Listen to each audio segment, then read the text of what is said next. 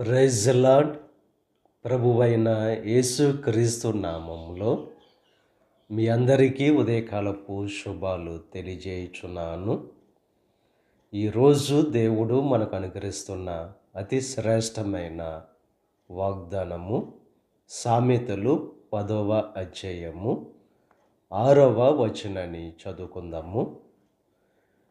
నీతిమంతుని తల మీదికి ఆశీర్వాదములు వచ్చును. అతి శ్రేష్టమైన వాగ్దానం దేవుడు ఈరోజు అనుగ్రహిస్తున్నారు. ఎప్పుడైతే నీతిగా జీవిస్తామో మన తల మీదికి ఆశీర్వాదాలు వస్తాయని చెప్పి దేవుడు స్పష్టంగా తెలియజేస్తున్నారు. దేవుని యొక్క ఆశీర్వాదం ఉంటేనే తప్ప ఈ లోకంలో జీవించలేం.